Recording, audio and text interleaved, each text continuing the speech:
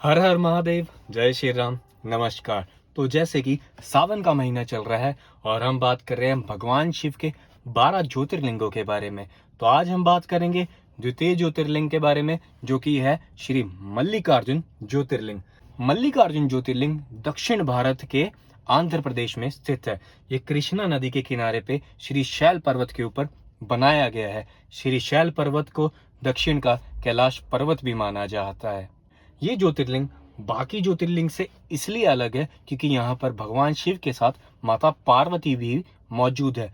मल्लिकार्जुन शब्द दो शब्दों के मेल से बना है, मल्लिका और अर्जुन, जिसमें मल्लिका का मतलब है माता पार्वती और अर्जुन का मतलब है भगवान शिव। ये ज्योतिर्लिंग की मान्यता इसलिए इतनी ज्यादा है क्योंकि ये 12 ज्योतिर्लिंग में से एक तो है ही, लेकिन ये 51 शक्तिपीठों में से भी एक है। कहा जाता है यहाँ पर सती माता का होंठ का ऊपरी हिस्सा गिरा था। उसके बाद से यहाँ की मान्यता और भी ज्यादा बढ़ चुकी है। पुराणों के अनुसार इस ज्योतिर्लिंग की स्थापना के बारे में एक कहानी है जो मैं आपको बताना चाहूंगा। ये बात है उस समय की जब भगवान गणेश जी और भगवान कार्तिक महाराज जी दोनों आपस में लड़ रहे थे इस बात को लेकर कि किसकी शादी पहले होगी। तो वो इस बात के समाधान के लिए अपने पिता महादेव और माता पार्वती के पास गए और उन्होंने वहां जाकर ये पूरी कहानी अपने माता पिता को बताई। तो उनके बीच में चल रही इस लड़ाई को देखकर माता पार्वती और भगवान शिव ने उनको कहा कि तुम दोनों में से जो भी पूरी पृथ्वी का पूरा चक्कर लगाकर यहाँ पर वापस सबसे पहले आएगा उसको हम प्रथम पूज्य भगवान बना देंगे और उसकी शादी सबसे पहले करवाई जाएगी। ये बात सुनकर हमारे कार्तिक महाराज जी बहुत ज्यादा खुश हो गए और वो अपने मयूर पर बैठ के पृथ्वी का चक्कर लगाने के लिए निकल गए। लेकिन जो गणेश भगवान थे वो सोचने लगे कि वो मूषक पे बैठकर पृथ्वी का चक्कर इतनी जल्दी कैसे लगाएंगे। तो उन्होंने एक तरकीब लगाई।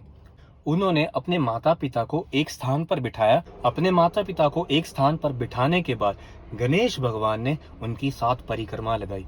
परिक्रमा लगाने के बाद उन्होंने अपने माता पिता के पैरों का पूजन किया। ये देखकर पार्वती माता गणेश जी से पूछने लगी कि पुत्र तुम ये क्या कर रहे हो।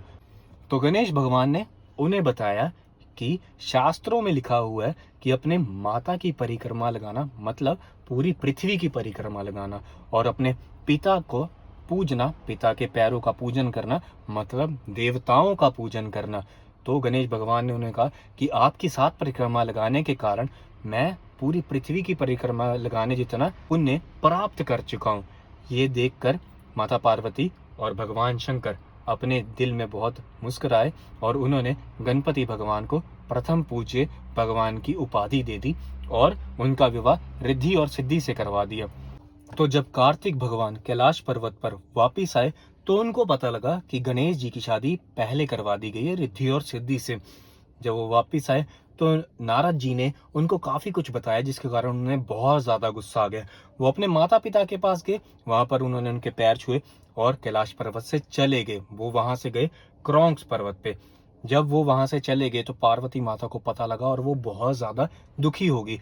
उन्होंने महादेव जी के जितने भी गण थे और नंदी जी और नारद जी को कार्तिक स्वामी जी को लेने के लिए भेजा, लेकिन कार्तिक भगवान ने वापिस आने के लिए बिल्कुल ही मना कर दिया। ये देखकर पार्वती माता और दुखी होगी और उन्होंने सोचा कि वो और भगवान शिव अब जाएंगे कार्तिक भगवान को वापस लाने के लिए। तो जब भगवान शिव और पार्वती माता क्रौंग पर्वत की तरफ गए भगवान कार्तिक को लेने के लिए, तो कार्तिक भगवान को पहले ही पता लग गया। ये पता लगने के बाद कार्तिक भगवान वहां से भी 3 योजन दूर यानी 36 किलोमीटर दूर चले गए ताकि उनके माता पिता उनको ना मिल पाए। वो इतने ज्यादा नाराज हो गए थे अपने माता पिता से। ये देखकर पार्वती माता और महादेव बहुत दुखी हो गए और वो वापस कैलाश पर्वत पे चल गए। उसके बाद उन्होंने सोचा कि अगर कार्तिक भगवान अपने माता पिता से नहीं मिलना चाहते तो वो रूप बदल के कार्तिक भगवान से मिलने जाया करेंगे। तो महादेव ने रूप लिया अर्जुन का और माता पार्वती ने रूप लिया मल्लिका का।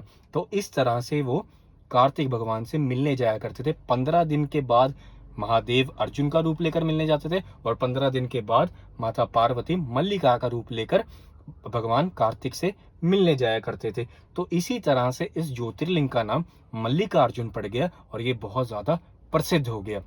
इस ज्योतिर्लिंग के लिए एक और मान्यता बहुत ज्यादा प्रसिद्ध है।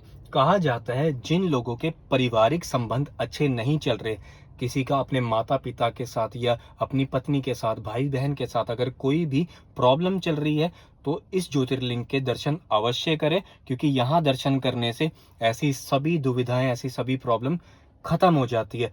अगर आपको इस जानकारी के बारे में नहीं पता था, तो मेरे चैनल को फॉलो और सब्सक्राइब करें, ताकि ऐसी कोई भी जानकारी आपसे छूट ना जाए।